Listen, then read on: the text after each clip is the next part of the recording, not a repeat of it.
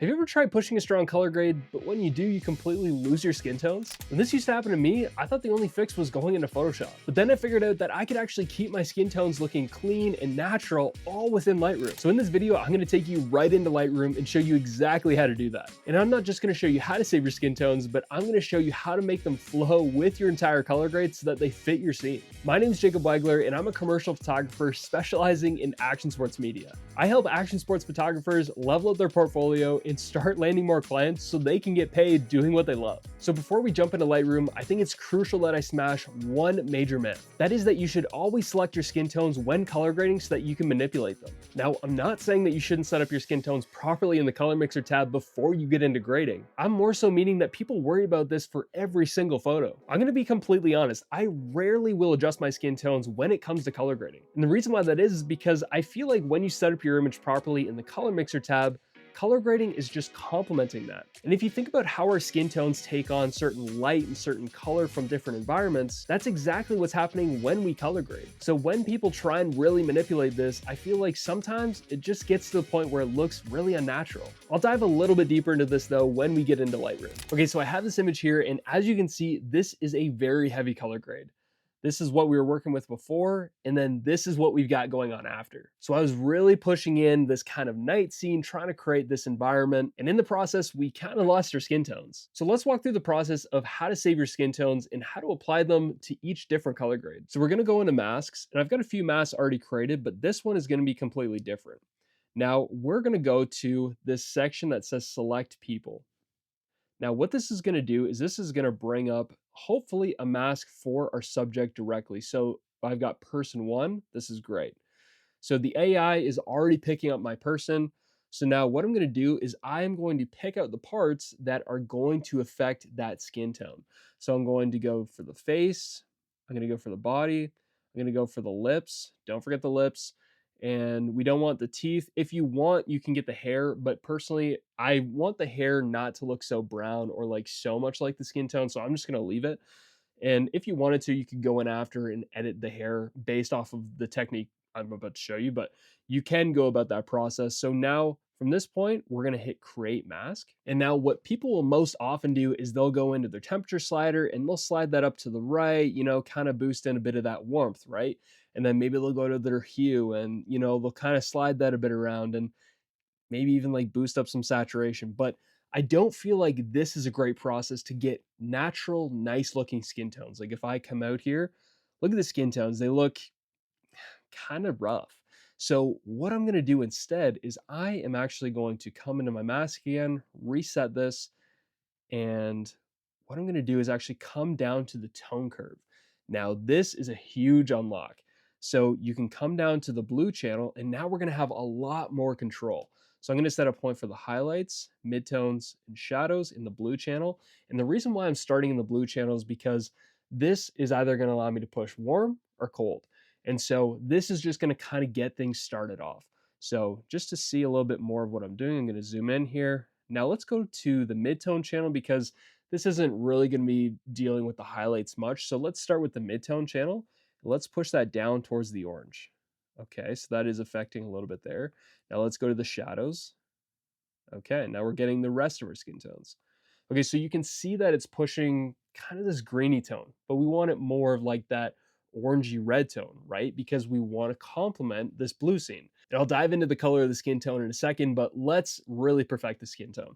So if we want to get rid of this greeny tone, let's go to the green channel. So let's do the same. We'll set a point for the highlight, midtone shadows, and let's just start moving the shadows. Let's move that down opposite of the green because we want to get rid of the green, right? So we're going to push magenta.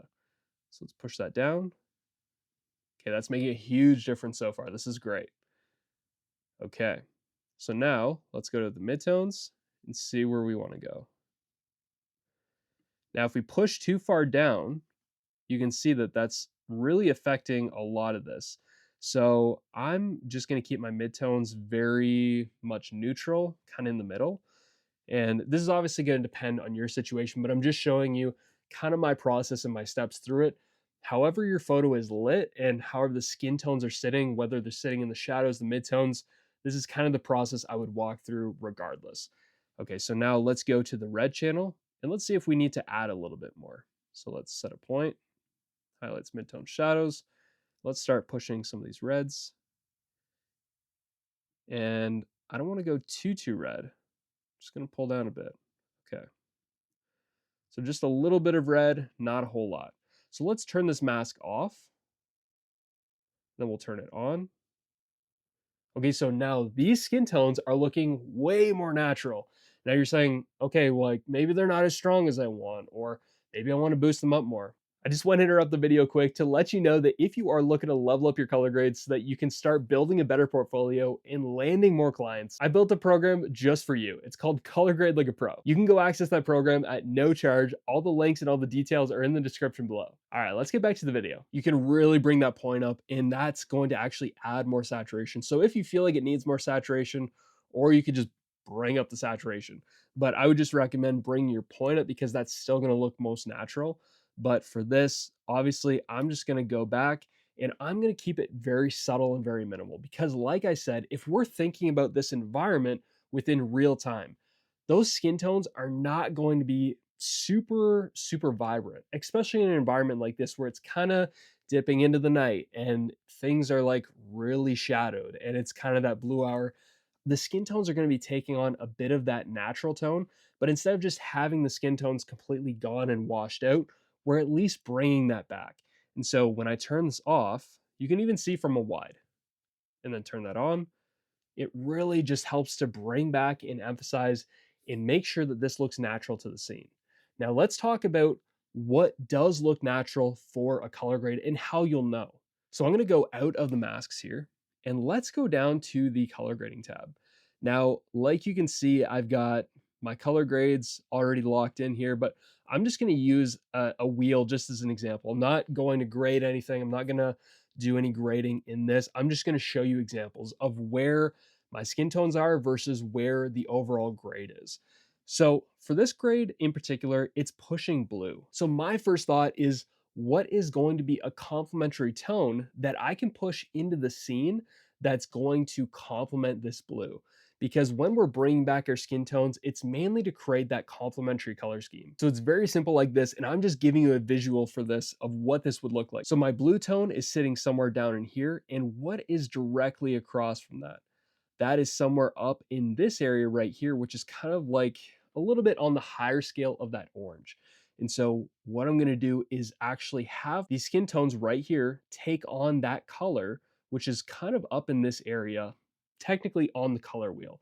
And so when I go to my tone curve, that's the color that I'm trying to create. So let's say that the environment is taking on more of a green tone. Okay, like somewhere up in like these teal tones. I'm going to push more red with my skin tone. So obviously we don't want to make it look unnatural, but it also needs to fit the scene.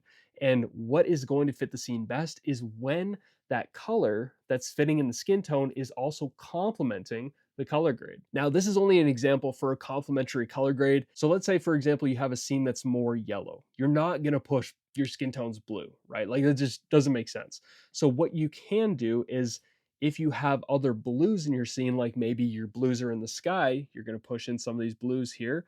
And then you've got your yellows here. Okay, you've got complementary.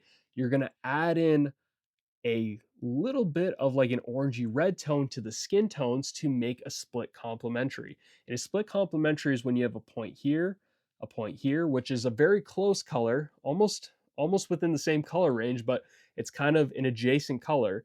And then you have one that's completely opposite on the color wheel. So it's creating a small triangle.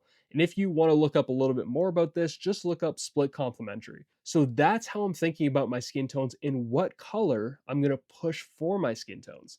So now when I come out here and I turn this off and on, you can see that this color tone is complementing the rest of my scene. Okay, so like I said at the start of the video, I'm not always going to be adjusting my skin tones. This is a very rare case where I would. And so a case where I wouldn't adjust my skin tones, but it's just gonna flow natural with the scene is, let's go up to a scene like this.